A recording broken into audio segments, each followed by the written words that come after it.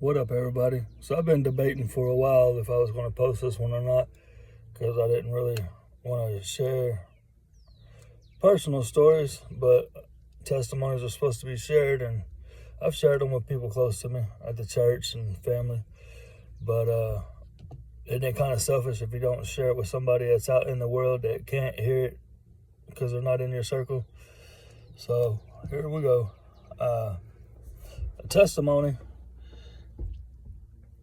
I was in October of last year, October 7th. I had court in Hardin County and in Jackson County for child support. They like for me to show up and prove that I'm making my payments and I'm not late and I'm not getting in trouble, which I have been doing. Everything's been good. That's not the problem.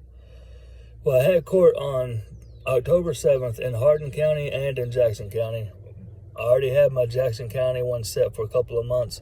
So when Hardin County told me I had it on October 7th, I told them I had court in Jackson County. They said we can do it via Zoom. Won't be a problem. So I go to Jackson County. It's like a 3-hour drive. I'm down there. I'm sitting. I'm waiting. I'm sitting for hours and hours. They still haven't called my name. I get a call from my lawyer up here in Hardin County. I go out. I answer the phone. I'm talking to her. She says, the judge up here is calling my name. I need to go out and get on Zoom and answer his call. I told her that they still haven't called me down here. She said, well, he's calling you now. You need to go out there and get on. So I get on the Zoom, take care of all that, get off. I go back in the courtroom there. Everybody's gone. So they say technically I didn't get called up or talk to anybody. So technically it's a failure to appear. So they put a bench warrant out for me, which I was unaware of. A friend of mine had been killed on a motorcycle, hit by a car. I was going to his funeral. It was like October 18th. I go into town. I'm going to his funeral. State trooper said my license plate came back with a FTA warrant. So he pulled me over and he's arresting me. I tell him that I'm in town going to the funeral. He won't even let me go in and say my final goodbyes, none of that. For the next 46 days, I have to spend in jail for a failure to appear because they didn't have court in October, or in November, I mean, because it was election month. So I had to wait until December 3rd, which happened to be my birthday. Went to court that day and I got out of jail that day.